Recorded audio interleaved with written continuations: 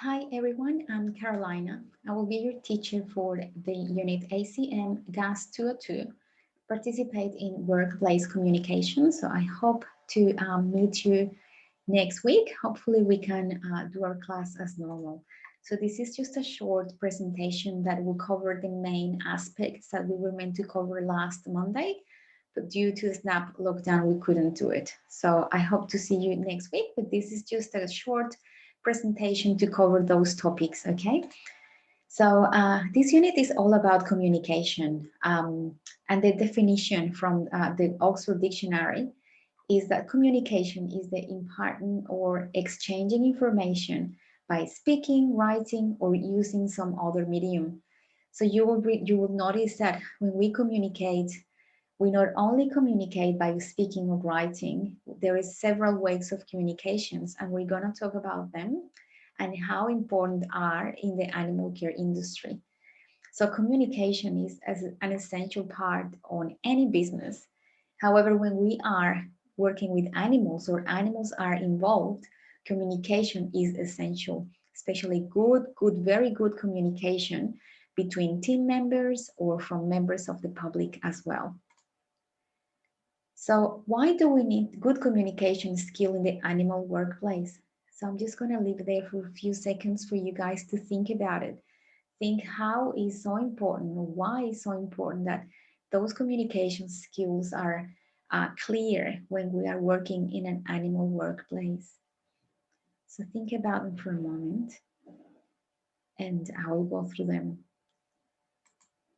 So basically, those messages that need to be communicated to the others reading the animal care and regarding animal care needings or requirements. Also, we need to be able to communicate clearly with our clients regarding their pet's treatment, the progress, or their needs. So remember, we're here, we are studying animal studies, right? But animals, they come normally, they come with a human next to them. And we need to be able to communicate clearly with that person about the needs of that animal, the requirements, or why they're there. We need to be able to understand and have an open communication with that person. Similarly, if we're working in an animal industry, whether it's a vet clinic or a shelter or a cattery or a kennel or things like that, we need to be able to communicate with our teammates um, about the progress of an animal or the behavior of that animal, the preferences. For example, some dogs prefer wet food, so we might need to be able to communicate that clearly to that next person or that team member. There is very important that you need to complete the START quiz that is located in the Moodle shell under the Start Your Learning tab. Most of you had already done it, so make sure you complete this START quiz. Just is located in that tab. It usually accompanies with a short video and a short 3-4 questions. So make sure you've completed that to give you access to all the units. So effective communication also includes verbal, oral, or spoken communication is 7% of what we do communicate. There is also the nonverbal body language or facial expressions. There is also written, formal or informal, and there is also visual communication made up by signs and symbols. But actually, 70% of all our communication is nonverbal. So it's basically this, what we do with our body language and our facial expressions, which we'll be talking next week as well. So human communication is a very sort of complex way where it involves a lot of things like the way we talk, our posture, for example, our appearance, if we look tidy enough for our role in the industry, head movements as well. When someone is talking to us and we are paying attention, we sort of nod with our head as if we're trying to understand and following the message is being delivered. Hand movements, I do a lot of hand movements. So if we had our class next week, you will see me moving my hands a lot. Eye movements, facial expression as well. Are you frowning? Are you, is your face looking like, oh, you're not paying attention? Or are you very interested in what that person is saying? Body contact, which is a bit limited these days due to COVID, like shaking hands. Closeness, invading someone's personal space. Again, with COVID, this changed a lot. And sounds, for example, laughing or smiling or just giving like, nodding your head and saying to someone that, yes, I'm following you. Listening is probably one of the parts that is very important in communication. Means that you're giving the speaker your undivided attention. And this is so important, especially when we are in a classroom. When someone is speaking, it's very important that someone, like everyone else, is listening so we can share that information. It shows you're interested and attention through your body language, your eye contact, the way you vocalize or paraphrase what that person is saying. Also, it's important to put your mobile phone away. Again, you're trying to give that speaker your undivided attention. So if you have your phone with you, that will distract you and you won't pay attention. So listening is an actual skill that we need to work since we're children pretty much. So we've got here also ways to show that you are actually listening are sitting up, that you look interested, that you lean forward, not backwards. It's sort of you're showing interest when you lean forward, that you actually listen. You act interested, like you're following up that conversation. You are nodding your head, you're paraphrasing or like saying, oh, okay, right. That's a good way to show that you're interested. Nod your head and track the speaker with your eye, so that if the person is moving or it's trying to explain you something, just track that speaker with your eyes as well. Verbal communication. So all the verbal messages that may be encountered in a regular basis in the industry. So it's important that any instructions you're given are fully understood, and you need to carefully listen to those instructions to make sure you understand exactly what you're meant to be doing with that animal. The potential consequences of misunderstanding a communication or an instruction when working with animals can be quite dangerous and may result in serious mistakes with the patients or an injury to yourself and others, especially when we're talking about dangerous animals or animals with a behavior that is not well understood or is still under investigation. So it's important that if you're unsure of an instruction, it's important that you clarify with that person, with your supervisor, with that person that is giving you the instruction. If you're unsure, always ask.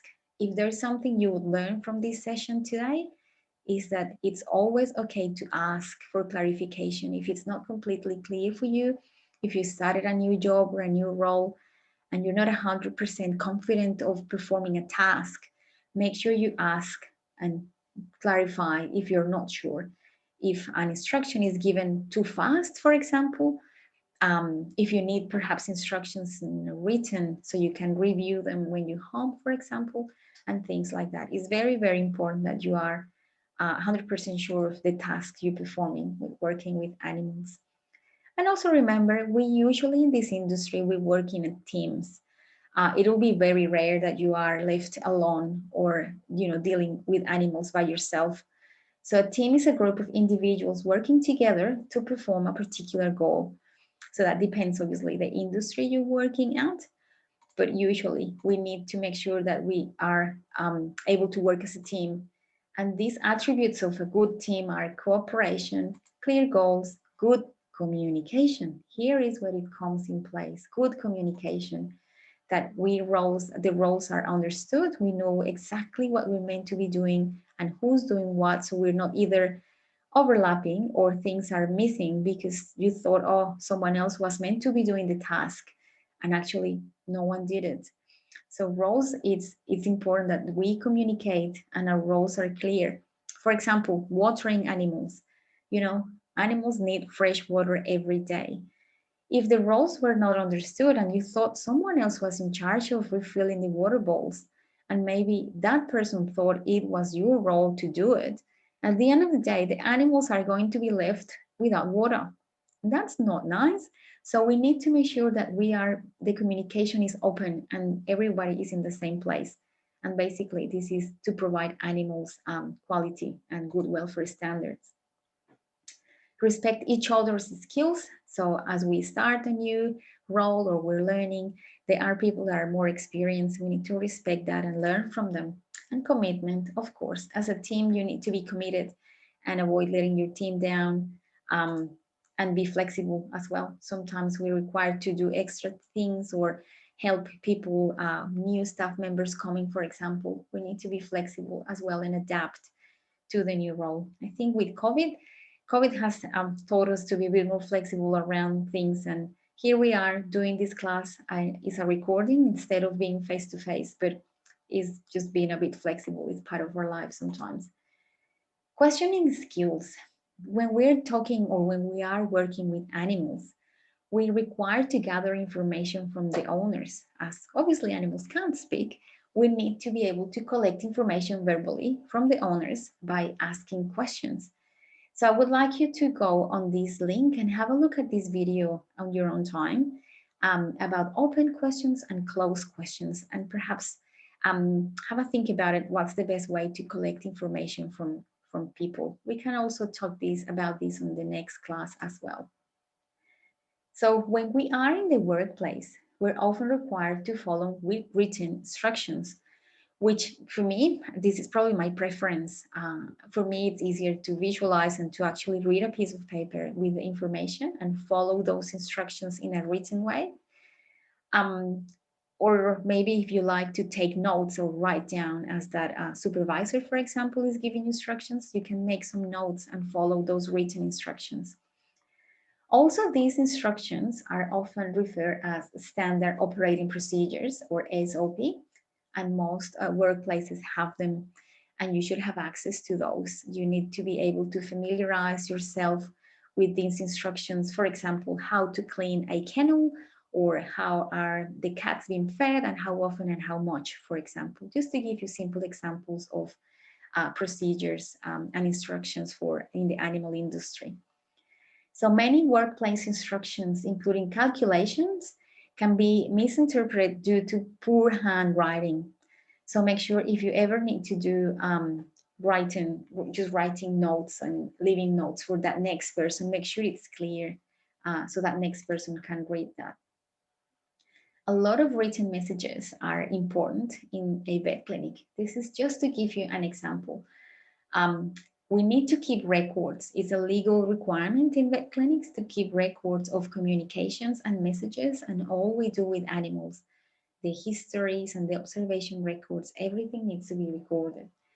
Also, with those written messages, we ensure that all the procedures are correct. For example, if that animal needs a medication, we know that the medication that is written in the chart is correct, and the dose and the time as well.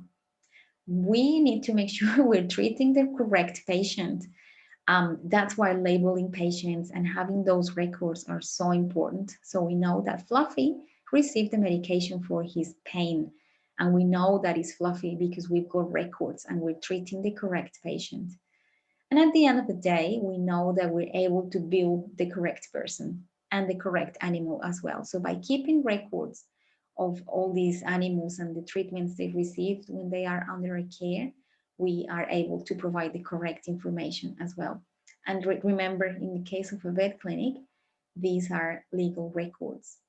So all those medical records, x-rays, clinical results like pathology results from laboratory, for example, consents for surgery, anesthetic records, all these are written records that we need to keep in the patient's file. They are confidential, they are a legal record, and it's important to keep them in very organized manner. So if we need to go back to check Fluffy's file, we know, oh yes, Fluffy received this medication for his pain relief. We've sent that bill to the customer and we have everything in place. So it is very important to be organized. So I will give you another seconds, a couple of seconds to think of some example of also written messages in the animal care industry. What other things you can think of that are important that we do as a written message in the industry? So have a bit of a think and we'll go through them. So for example, little notes or little messages from phone messages when someone calls and they need to leave a message for someone, protocols and procedures as well, invoices and receipts with client details, labels, for example, when we are giving medications to animals, or when we are feeding animals, we need to make sure that those labels on the bottle or on the food, we're able to read them. There are also written messages as well, rosters, so we know when are we meant to be coming to work and what times are we allocated, appointment schedulers. So if you work, for example, in a grooming salon, so you know, oh yes, Fluffy is coming to get his haircut on Tuesday at 3 p.m. So we know that, and that's another example of a written message that is important. Patient treatment, any signs, for example, that this animal um, doesn't like to have his feet touch, for example, and the list goes on. So anything that is written that you read in the animal industry, that's a good example of those messages. So there is a lot of messages, and then that's why it's so important to make sure that if you need to handwrite things, that it's clear for everyone to read. um, it'll be really, really hard for someone to understand these. And there's a lot of abbreviation and acronyms in the industry. You will get there, you will learn them, but make sure that your handwriting is legible. If it's not, write very slow. Mine is horrendous. So what I do, I try to write very, very slowly, or if the preferred method is you can type it, if there is an actual electronic way of doing it, you can type the records. So the minimum information to collect when you're working with animals, again, you've got an animal that is coming into your care, pretend that you work in a kennel and that animal is staying with you, you're in the charge of feeding him and perhaps just giving him walks. What's the minimum information that you need to collect from that person? So let's think about it for a couple of seconds as well, and we'll go through them. What information should I collect? Minimum. So let's have a look at that. So we need to collect, for example, the time and the date, the message is received, the name of the caller, if that person is calling, the name of the person that message is for example, if they want to book an appointment or if they want to just deliver a particular message to someone in regards to that dog, if they may require action by another person. So if you are in charge of booking that dog or if someone else does it for you, accurately recorded message. So again, just making sure those details are correct, that you've got, you're able to read back and check accuracy. So if that person is calling to book that appointment or to book that time for that animal staying on the kennel, that you are reading back to the caller and say, yes, Fluffy is staying here on Tuesday from 4 p.m. until next Wednesday, just to give you an example, that you're able to read back that information and confirm that with the caller. Check phone numbers in case you need to call them back. The level of urgency. So if we need to book this, it's something that is urgent and it needs to be addressed immediately, or if it's something that can wait. So very important to have that name of the caller or the person that is calling you, and the phone number. So if you need to call them back, you might want to add things here, for example, the patient details or the animal details as well, and preferences, for example. So just remember to store that message in an appropriate place. If you write this down in a piece of paper, chances are that little piece of paper, that little post-it note is going to disappear. So make sure you've got a diary or you've got an electronic way to record these messages so they don't get lost. So in the animal workplace, specifically about, this unit is all about communication. But why do we need good communication skills in the workplace? So again, I will lead you to have a bit of a think about it and why, particularly in the animal industry, is so important. So we sort of touch base this at the beginning, because we need to deliver message to other people and we need to deliver message to those clients. And obviously animals can't communicate by themselves, so we need to be in the middle. So when we're working in our workplace with fellow workmates or clients, it's important that we are effective, efficient, and courteous. Just remember, manners are so important when we communicate, whether it's verbally or in an email. In an email, for example, it's very important that you're writing emails, you are greeting that person, and that you are, just using always good manners when communicating. We need to remember that at work, we are representing our workplace, so we need to ensure that we make this positive. If you say that you will get back to someone with information, you must do it, even if it's to say that you're still researching. And this is something that is so important for you guys that are starting this path in this career. If you don't know something, that's okay. We don't know it all. And it's okay to say, I will find out for you and I will get back to you with that information. But you do it, you must do it. Whether it's to say that, oh, it's taking me longer than expected, I will get back to you as soon as I can. But make sure you do it, okay? Because it's a good way to, have good standards. Information storage. It's important that all the information that you collect in the industry or in your workplace is secure, is securely corrected and documented.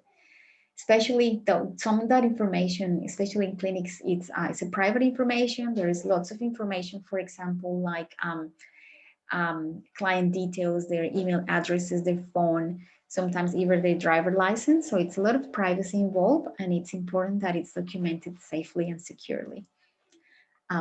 This is also very important. So let's continue.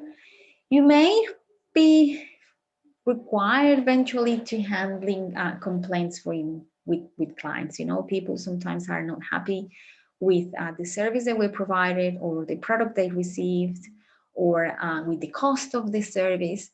So sometimes we need to deal with this. If you are not sure if it's the first time, make sure you look for your manager or your supervisor to support you in this instance. But we need to deal with this as soon as possible. We need to make sure that we're empathetic with that person and say, yes, I understand. I'm sorry for what's happened. Apologize if you're responsible for the mistake and try and find, obviously, a solution. Offer help and agree on course of action. So make sure that you are providing solutions as well. And seek assistance from your supervisor as well. It's not easy, absolutely, it's not easy to deal with complaints. Just remember that each unhappy customer will tell 5 friends about their bad experience, and all the way around. For each happy customer, they will only tell 1 friend. So usually bad news is spread a bit faster than good news. But always remember to seek assistance from a supervisor if you're unsure, if that person is becoming a bit rude to you. You don't. It's okay. You can remove yourself from the situation and ask assistance from a supervisor. Now, I would like you to have a look at this video as well. So I'll put this on Moodle for you to have a look at this link, and then have a look at, see what you think, and what would clients complain about as well. And we can go through this in our next class. Same with this one. So I would like you to have a look at these couple of videos, these links on YouTube, as to how to handle a bit of, not so happy customers. There are different communication styles as well when we are dealing with people or just in general. And this is a general rule, not just in the animal care industry. So there are several styles of communication. I'm just going to quickly go through them. And as I say, this is for your information and to get a bit of a better understanding of communication. So one of those styles is the passive style, basically not expressing honest feelings, thoughts, and beliefs, and allowing others to violate your rights. You sometimes people that use a passive way of communicating, they express thoughts and feelings in an apologetic way, so that others can easily disregard. The aggressive is all the way around. This person stands up for their personal rights and expressing their thoughts, beliefs, and feelings in a way that usually is inappropriate and actually violates the rights of other people. So it's totally the opposite to the passive. People often feel devastated by an encounter with an aggressive person. Imagine someone that is abusing you and it's treating you in a very not polite way. So this is an aggressive way of communication. And then the way we would like all to have is to be assertive. Assertive way is when you communicate your feelings, thoughts, and belief in an open, honest manner without violating the rights of others. So you're still able to communicate what you feel and what you think, but you're doing it in an honest way and you're not violating other people's rights. So you're still trying to communicate something without abusing somebody. It's an alternative to being aggressive, where we abuse other people's rights, and passive, when we abuse our own rights. So basically, it's a bit of a balance in between both ends. Okay, that's another way. Other things that we're gonna run in this class in the next week. Sometimes we are required to do some basic calculations when we are in the workplace. So we will go through this in more detail next class. So I just wanted to touch base with you today about this one.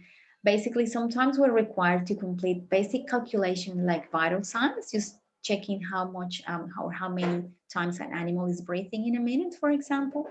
Sometimes may include food and water rations, or even just give people change when they're paying a bill. So just basic mathematical calculation. As I say, we're going to go into more detail next in our next class, okay?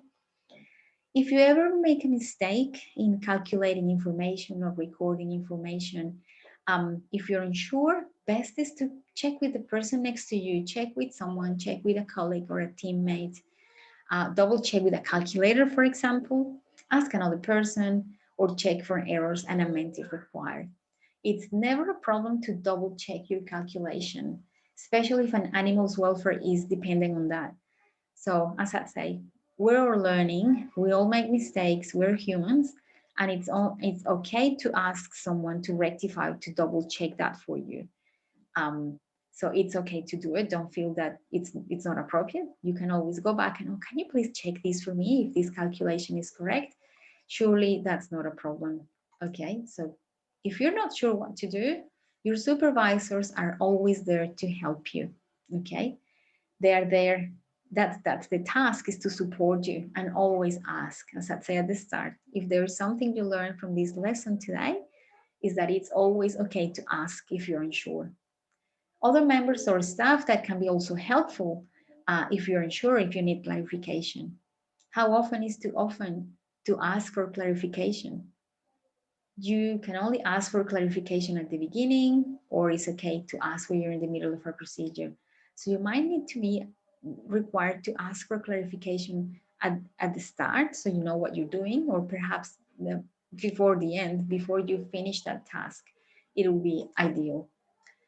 So if you make a mistake, for example, if accidentally you given something a bit more water or a bit more food that was required, as long as you admit there is a mistake, we can rectify, tell your supervisor, and then things can be fixed.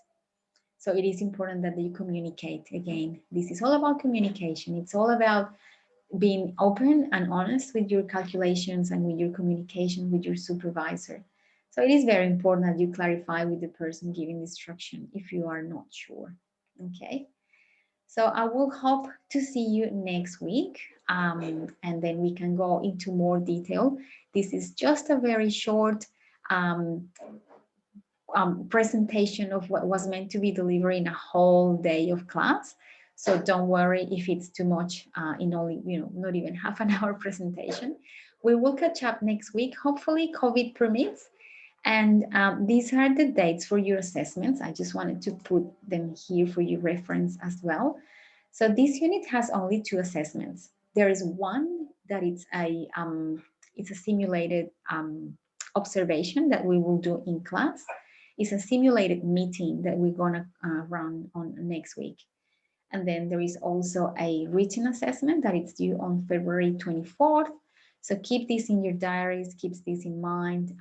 Make sure you use Moodle. There is plenty of information there and in the modules tabs for you to familiarize with the unit. Also this PowerPoint as well, but obviously we will be in touch, and hopefully I can see you next week and we can meet each other in face-to-face and go through this class a bit more in more detail, of course. So if you have any questions, don't hesitate to email me or send me a Moodle message, and I hope to see you next week. Thank you.